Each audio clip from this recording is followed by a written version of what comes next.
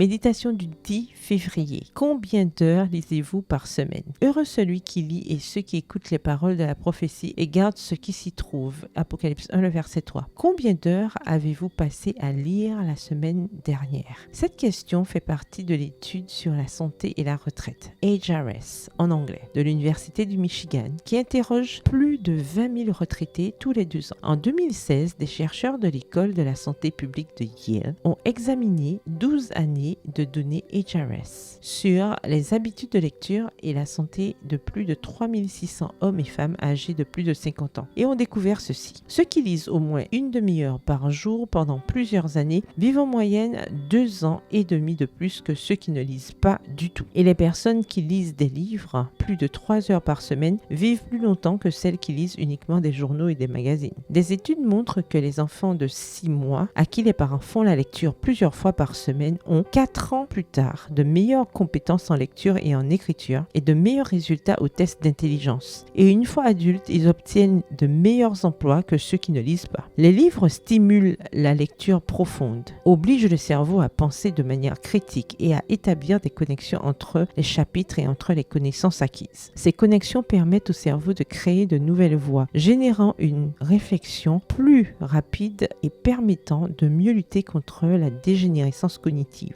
Les livres sont plus efficaces dans ce processus, mais tout ce qui expose l'esprit à de nouveaux faits et à de nouvelles situations est bénéfique. Vocabulaire plus étendu, amélioration de la capacité du cerveau à s'adapter aux blessures en trouvant de nouvelles voies, par exemple autour des zones endommagées par les accidents vasculaires cérébraux, la démence et d'autres maladies dégénératives. Selon le verset d'aujourd'hui, quiconque lit, entend et garde les paroles de la prophétie connaîtra le bien-être et le bonheur spirituel. Jean, l'auteur du livre de l'Apocalypse, a conseillé que son livre soit lu dans les églises d'Asie, car son message s'appliquait déjà à cette époque, et les lecteurs et auditeurs auraient la bénédiction de comprendre les vérités prophétiques qui étaient sur le point de s'accomplir. La lecture de la parole de Dieu nous libère de la dégénérescence cognitive, mais elle est aussi notre seule protection contre la dégénérescence spirituelle. Acceptons la bénédiction de ceux qui lisent, écoutent et gardent les paroles de la prophétie. Bonne journée, que l'Éternel vous bénisse.